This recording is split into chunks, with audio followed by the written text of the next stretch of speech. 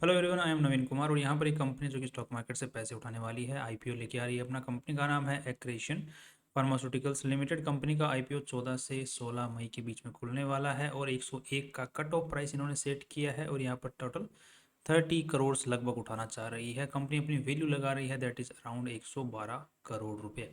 सो ठीक ठाक वैल्यू लगा के ठीक ठाक पैसे कंपनी उठाने की ट्राई कर रही है। कंपनी के जो मालिक लोग थे जिनके पास में कंपनी का पूरा कंट्रोल था 100%, उनके पास में 73% रह जाने वाला है आफ्टर दी आईपीओ।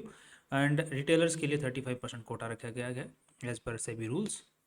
अब यहाँ पे कंपनी का अगर हम लोग देखते हैं तो कंपनी करती क्या है, तो ये जो हम लोग टैबलेट्स वगैरह देखते हैं, सिरप देखते हैं, टैबलेट्स देखते हैं, जो मेडिसिन वगैरह होती हैं, वो कंपनी आज के दिन बनाती है और कॉन्ट्रैक्ट बेसिस के ऊपर मेनली बनाती है। उसके अलावा कंपनी डायरेक्ट सेलिंग भी करती है।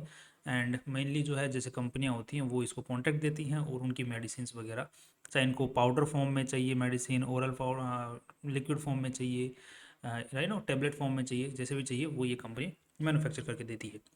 आज के दिन कंपनी का इंडिया के बाहर दोनों जगह ही माल बिकता है एंड ठीक ठाक माल आज के दिन बिक रहा है। अब कंपनी जो पैसे उठा रही है उनका क्या करने वाली है और किस तरीके से आगे फ्यूचर में परफॉर्म कर सकती है, उसके बाद आगे चर्चा करते हैं। उससे पहले अगर हम लोग देखते हैं कंपनी का आईपीओ लेके कौन आ रहा है, तो यहाँ पर एक कंपनी का नाम आता है सामने, जावा कैपिटल सर्विसेज। इसके जो पहले के जो आईपीओ लाए हुए हैं वो कैसा काम कर रहे हैं, तो अभी रिसेंटली एक आईपीओ लेके आ रहे हैं मनोज ज्वेलर्स लिमिटेड, जो कि अभी रिसेंटली आया है। एंड यहाँ पर देखने को मिल रहा है कि इसकी अगर पास्ट, ये तो 2025 की बात है, 2024 में भी ये कंपनी अगर कोई आईपीओ लेके आई है तो यहाँ पे उनकी परफॉर्मेंस को चेक करते हैं तो कुछ खास परफॉर्मेंस नहीं रही है, उल्टा बहुत बेकार रही है कुछ कंपनियों की। तो और एक कंपनी जरूर रही है स्लोन इन्फोटेक सिस्टम्स, जिसकी ज़रूर परफॉर्मेंस ठीक रही है, बाकी तो इसकी आईपीओ जो लेके आ रही है उनकी खास परफॉर्मेंसेस नहीं रह रही है। नेक्स्ट अब देख लेते हैं कंपनी जो पैसे उठाने वाले क्या करने वाली है। तो 3 करोड़ रुपए तो कंपनी बोल रही है हम इक्विपमेंट्स और जो मशीनरी वगैरह वो खरीदने वाले हैं। दूसरा कैपिटल एक्सपेंडिचर, दूसरा हम मैन्युफैक्चरिंग फैसिलिटी जो है वो भी बढ़ाने वाले हैं, उसको अपग्रेड करने वाले हैं। जो मशीन्स खरीदेंगे, जो फैसिलिटी है उसको अपग्रेड करेंगे और बाकी जो पैसा है वो वर्किंग कैपिटल रिक्वायरमेंट में पूरा करेंगे। दैट मीन्स की कंपनी जो ऑर्डर्स वगैरह मिलते हैं, काम सामान खरीदना, बनाना, बेचना, इन्वेंट्री एंड ऑल दैट, जो जो भी खर्चा होता है उस पूरे प्रोसेस के अंदर में, उसमें कंपनी खर्चा करने वाली है।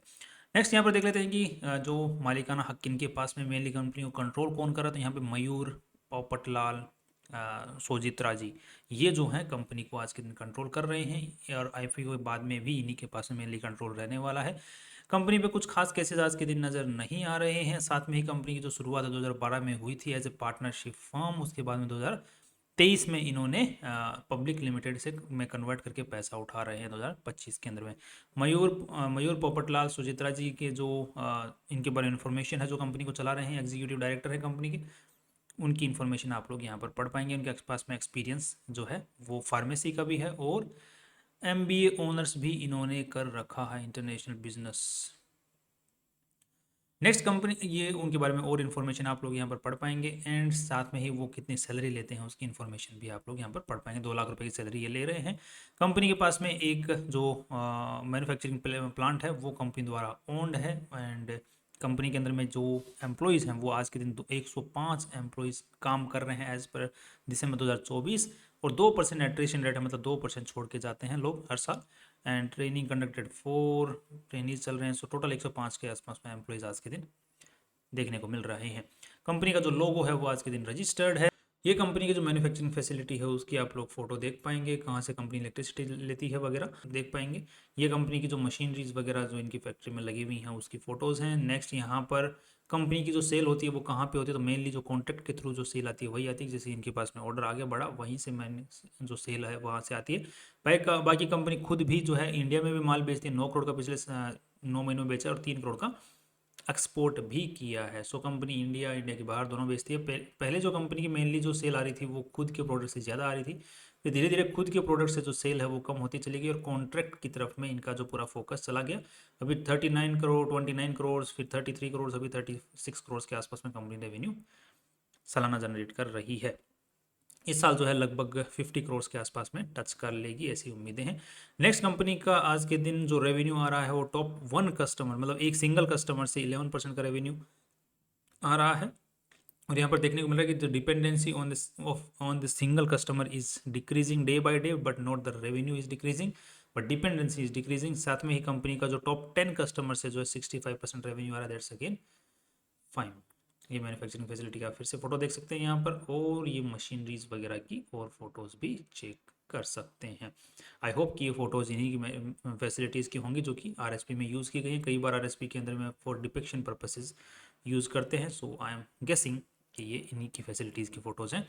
साथ में कंपनी थोड़ी सी हम लोग देख लेते हैं कि पैसा कहाँ लगा हुआ है। तो 13.5 करोड़ रुपए तो लगे हुए हैं, इन्वेस्टर्स का पैसा लगा हुआ है। बाकी 2 करोड़ रुपए लॉन्ग टर्म लोन ले रखा है, बाकी 11 करोड़ रुपए शॉर्ट टर्म बोरोइंग भी कंपनी ने ले रखी है, जो कि इसी साल चुकानी है, बाकी उधारी है। सो मेनली देखा जाए तो कंपनी में टोटल जो पैसा लगा हुआ है वो 40 करोड़ के आसपास में लगा हुआ है, जिसमें से 13.5 करोड़ रुपए इन्वेस्टर्स का पैसा है, राइट। बाकी सब उधारी का है माल। सो 332 350 लगभग 1:2 का रेशियो यहाँ पर देखने को मिला, डेट टू इक्विटी रेशियो, जो कि बेकार माना जाता है। नेक्स्ट में देख लेते हैं कंपनी के पास ऊपर में कितना कमाई की अगर बात करते हैं तो यहाँ पे 22 करोड़, 29 करोड़, 33 करोड़ इस साल जो लगभग 50 करोड़ का net profit sorry revenue generate कर लेगी कंपनी। और यहाँ पर देखने को मिल रहा है कंपनी हर साल जो है माल बच जा रहा है कंपनी का, और रेवेन्यू भी कंपनी का इंक्रीज हो रहा है, that's again good. And next यहाँ पर कंपनी की कमाई कितनी हो रही है, नेट प्रॉफिट कितना निकल के आ रहा है, तो यहाँ पे 5 करोड़ का निकल के आया है, पिछले साल 4 करोड़ का निकल के आया था। तो कंपनी का यहाँ पे माल कितने का बच रहा है, माल अच्छा खासा बच जा रहा है, उसी माल को कंपनी जो है एंड यहाँ पर एज ए नेट प्रॉफिट दिखा रही है। बट यहाँ पर कुछ खास मुझे दिक्कतें नज़र नहीं आ रही हैं, क्योंकि जो माल बच रहा है पीछे दैट कैन बी यूज्ड। अब मैं इस इंडस्ट्री का थोड़ा सा ज़्यादा ज्ञाता नहीं हूँ, बहुत ज़्यादा मतलब ज्ञाता नहीं हो कि किस तरीके से वो कितना जो माल बच जाता है पीछे पीछे उसकी क्या एक्सपायरी डेट्स होती होंगी।